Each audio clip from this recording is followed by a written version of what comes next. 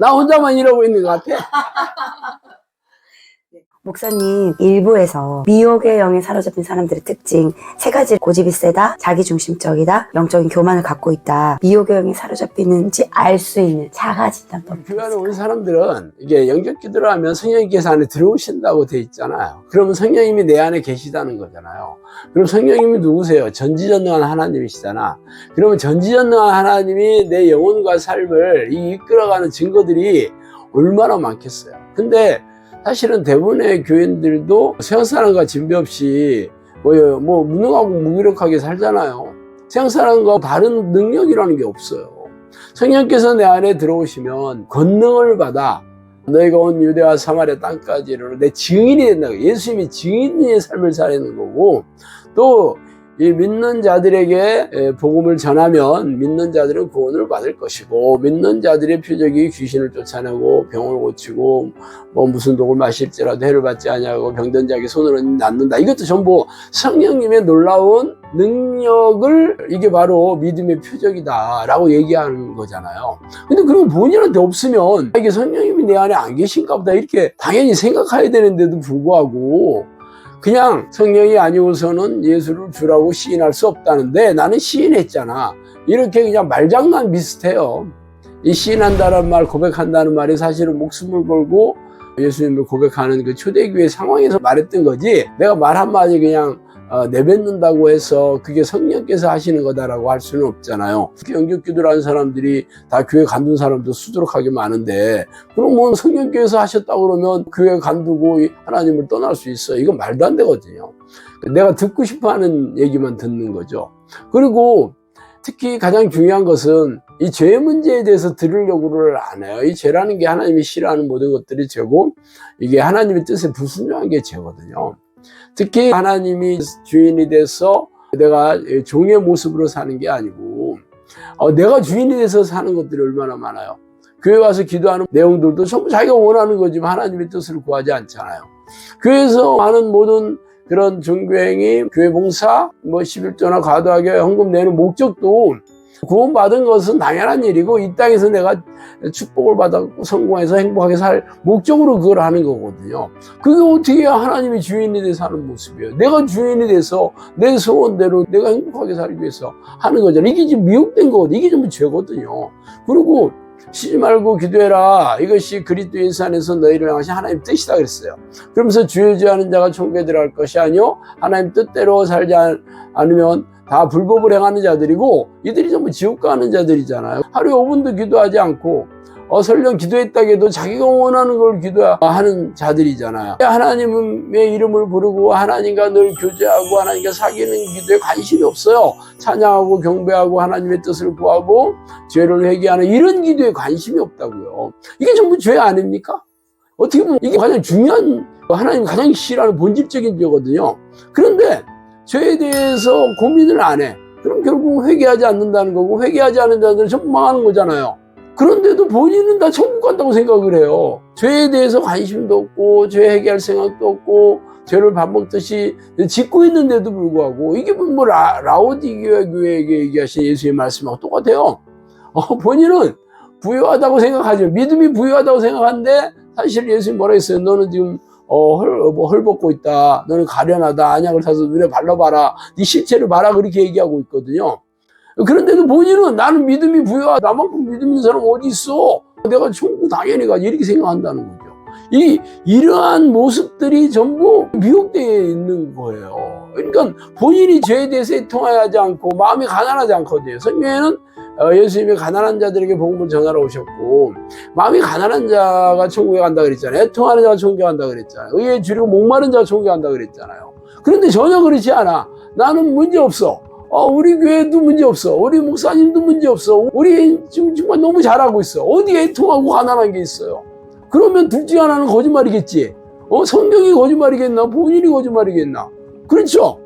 결국은 거짓말하고 있는 건데, 거짓말하는 자 지옥 간다고 계시록에서 여러 번 얘기하고 있잖아요. 거짓말을 지어내는 자, 거짓말을 좋아하는 자, 이런 자들은 전부 성 밖에 있으리라고 얘기하지 않아요? 그런데 본인이 성경 말씀이 이렇게 들어오질 않아, 미혹이 돼서.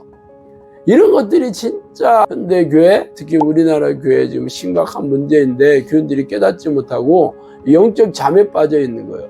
그리고 영적 잠에 빠져 있는 가장 중요한 특징이 기도하지 않는 건데, 예수님께서 종말이 가까울수록 너희들이 깨어서 항상 기도해라, 이게 명령이거든요. 그런데 기도하지 않아도 본인이 문제라고 생각을 안 해. 새벽 기도에 가서 5분 10분 기도하면 기도 잘한다고 생각하고, 또 교회에서는 1년 내내 안 다니더라도 특별 새벽 기도회 만들어서 한 일주일 기도하면 그걸로 면죄부 주고, 이게 교회와 교인들을 서로 영적 잠에 빠지게 하나 진짜 악한 행동이거든요.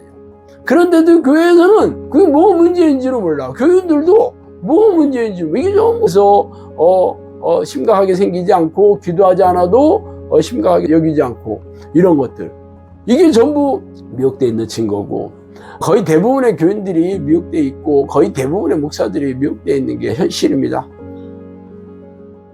예수님께서는 공생에 3년 동안 두루 다니시며 귀신을 쫓아내고 병을 고치셨어요. 그 소문을 듣고 많은 사람들이 찾아와서 고침을 받고 구원을 받았지요.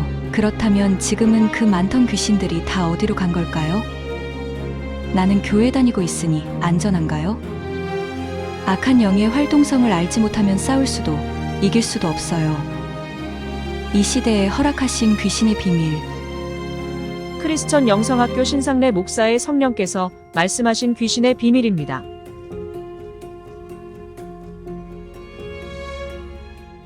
목사님, 정말 미혹된 크리스천들의 특징하고 자기 진단법을 들으니까 정말 저도 구원을 받았다는 확신을 가졌던 제 과거의 얘기 같아요. 네. 그래서 저도 이제 가정이 파탄 나면서 여기 왔잖아요. 그렇죠. 이제 다른 많은 분들이 폭망하기 전에 오실 수 있게 영성학교에서 기도 훈련을 받으면서 미혹된 것이 회복되는 가정 사례를 말씀해 주시면 너무 좋을 것 같아요. 사실 귀신들은 죄를 짓게 하는, 시험하는 영이거든요. 죄를 져서 넘어지게 하는, 시험에 들게 하는 영이죠. 그러니까 죄를 짓게 되면 하나님께 분리되거든요. 하나님의 백성들은 즐겁고 행복하고 평안하고 형통하게 살고, 귀신들의 포로는 늘 불행하고 고통스럽게 생명과 영혼을 도륙당하면서 살다가 지옥 가는 거거든요. 그럼 본인이 진짜 내 안에 성령이 계신지 귀신의 포로가 잡힌지를 분별하는 거 어렵지 않습니다.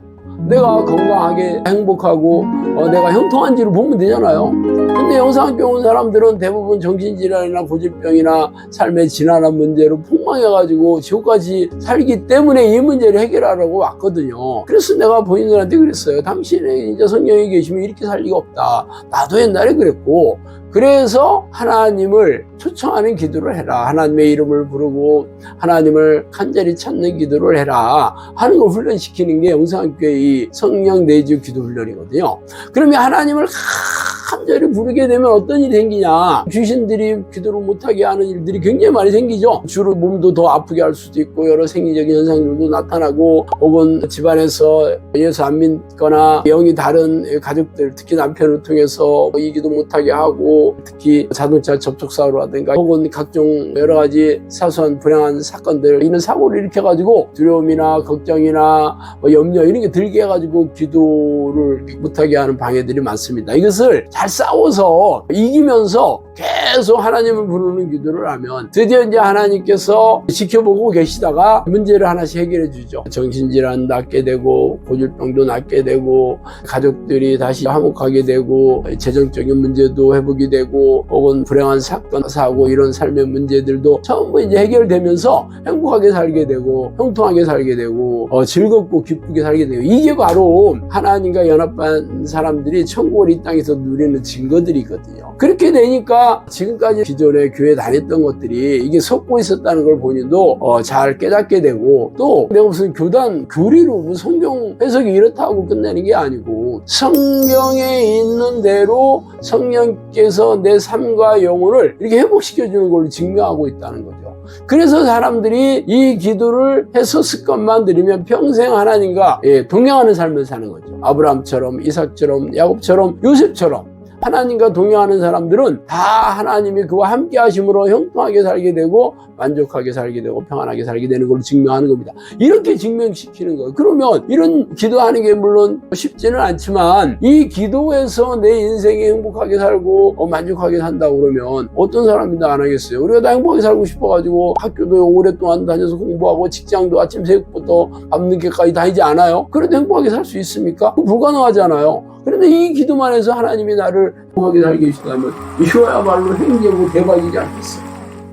네, 목사님 말씀하신 것처럼 하나님의 이름을 부르면 방해되는 요소들을 점차 제거해 주시고 문제도 이렇게 해결해 주시고 평안한 삶으로 인도해 주신다 했는데 미혹의 영과 싸워 이겨야지 이렇게 되잖아요.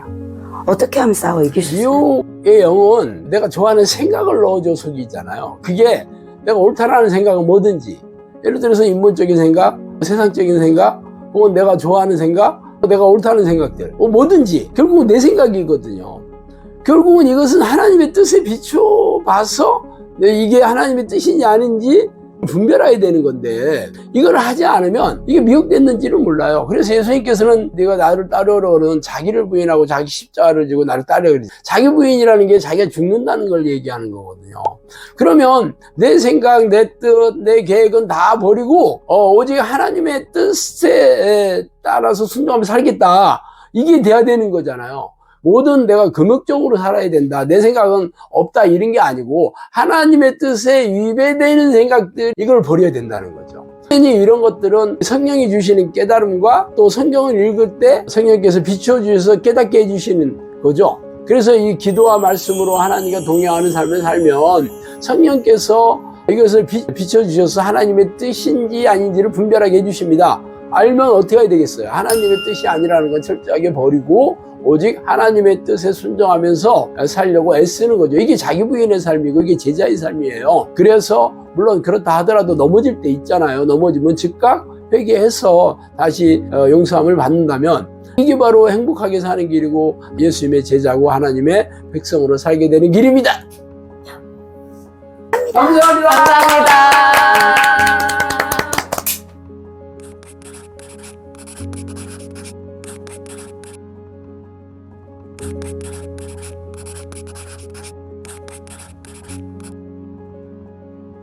감사합니다.